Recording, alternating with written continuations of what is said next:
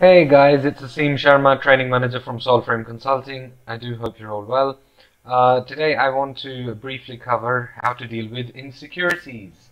We all have them, and it's always good to admit them. Maybe not openly to everyone, of course, but we need to be able to introspect and make sure that at least we're comfortable with who we are and how we can improve ourselves, in whatever way that may be. So I do have insecurities. Over time, I've learned to deal with them, improve them, or sometimes accept that certain things will crop up from time to time. And there may be certain trigger factors as well. So, this pandemic, I keep referring to it because it's a good example of challenging times, and it doesn't seem to end. And, I've experienced some of my darkest hours in almost the last 2 years, whether it was losing my full-time job to, financial struggles, which were, even an issue before, but then they were just compounded with all this. So that just made things 10 times worse for me. I am the sole breadwinner of a small family, and it becomes very difficult to be able to put things into perspective when things aren't going quite right.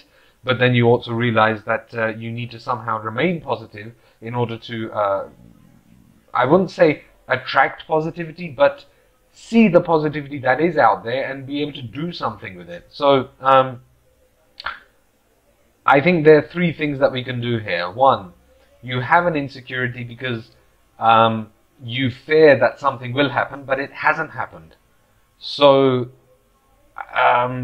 it may be based on past experiences. It may be based on something that someone has shared with you, and then you think, oh God, it happened to him or her. It could happen to me as well. So how can I avoid that? I think the best way forward with that is to keep checkpoints. As in, let's say it's regarding your work and you're not sure how well you're doing. Then, you may want to source feedback from whoever you report to, your manager or your HR, and ask them that, look, how am I doing? How can I improve?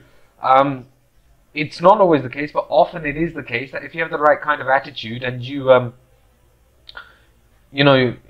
not there to show people, but you demonstrate the true, curiosity or the true will to do well and improve, and you're humble about accepting constructive feedback, not destructive, as in not that someone just scathes you without any kind of reason and you're not able to take anything away from it, but something constructive that, okay, Aseem, you've done X, Y, and Z, it could have been done better this way. So that's fine, right? But not that, Aseem, what you did was terrible and get lost. That's not really helpful, right?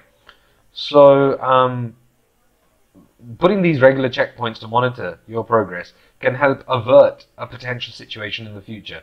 And hey, if something is going to go wrong, it's probably going to go wrong anyway. So there's no point in lamenting about it, maybe procrastinating as well. There's no point. So that's number one. Number two, I think it's important to realize what you do well. And if you've had a bad day, and it's happened to me, and it tends to happen cumulatively with me, all together at the same time, as in, I've lost a job, at the same time someone who I thought was close to me has somehow deceived me, the inner family dynamic is not good, which is often the case anyway with a lot of people. It really bogs you down, and you can enter this depressive cycle where you think of doing something stupid. I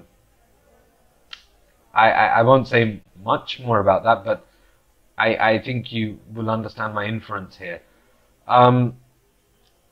Time. People say this, that time is a healing factor. Yes, it is. But acutely when it's happening and you've got that kind of bugging thought in your mind, it's consuming you. I think it's important to be able to say that, look, hey, I need to take out 5 or 10 minutes at least, just review what has happened and say that, look, okay, this is not right. I've accepted that. Can I come up with a solution right now? Maybe not. And accept that, look, I'm in a dilemma for a little while. And what do I have to do right now? So if I haven't eaten, I'm feeling hungry, maybe I should eat something, even though I don't feel like, but I know I have to do it. There are many things that we do which we need to do. There may be wishes, but they are needs, and needs should always be prioritized before wishes. I'm sure you would agree. And then what do I have to do? Okay, I need to look for another job, or I need to speak to someone to try to mitigate the circumstances, or, oh, now I realize that I'm going to be in debt, or I won't be able to pay my rent. What's the first thing? Instead of avoiding things, instead of procrastinating, as I mentioned before, simply, maybe approach your landlord. In this specific example, I said that, hey, can we make an arrangement because this is what's happened. If you're worried that, this is what he or she's going to respond, they, ask you to leave, as was almost the case with me, then there's no point in that because it's going to happen anyway. So again, it's like, it's not do all or die, but it's similar to that principle in a structured way that, look, I am making certain rational decisions based on events and based on contingency. So I think that's useful. And finally, we all mess up in life. There won't be a person who has not messed up in life. If some people come across as being very successful, it's, as far as I'm concerned, simply because they have learnt to adapt to a situation on a real-time basis, and they're able to absorb some of the impacts en route, on the way, as it were. They've also learned from certain experiences, and they are making the right choices at the right time. It's synchronized.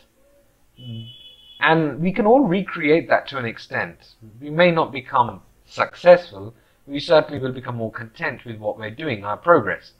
So, the next time you feel that, look, it's all falling apart, introspect. What's happened? Accept it's happened.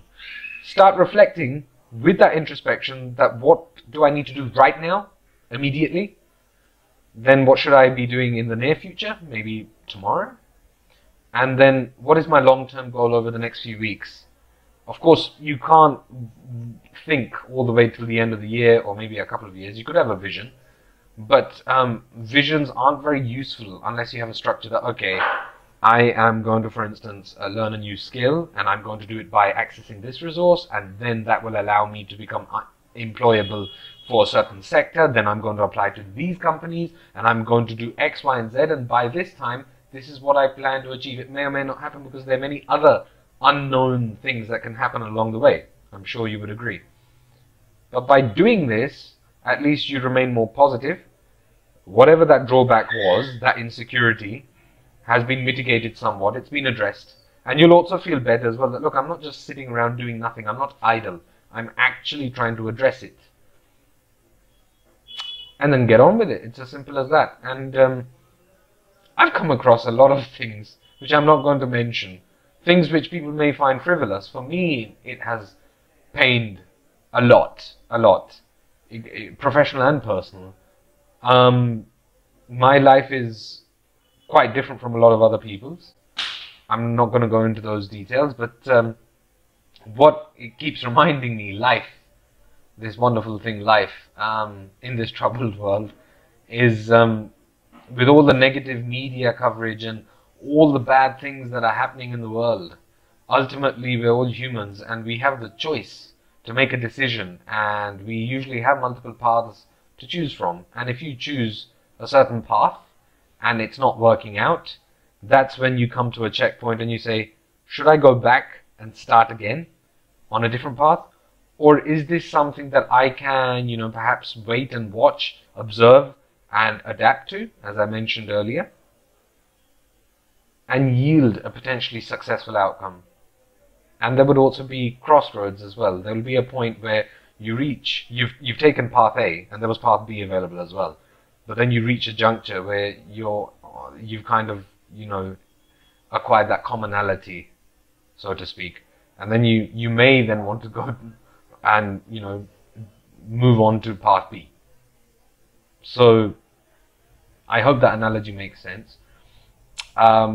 Anyway, I hope you found this useful. It certainly got me thinking about a lot of things and has rekindled a lot of memories, some nostalgic and some not so. Perhaps you can tell from my face. For further tips and tricks, please do subscribe to this channel if you haven't already done so. Please like, please share this. If you have any questions, please do mention them in the comments. And you can also check out our website. I'll mention that in the description. Solframe.in. That's SOLFRAME.in. And I'll also put a link to our LinkedIn page. And you can also find us on FB and Insta by the name of Solframe Consulting. Till next time, I do look forward to creating more videos and meeting you guys virtually.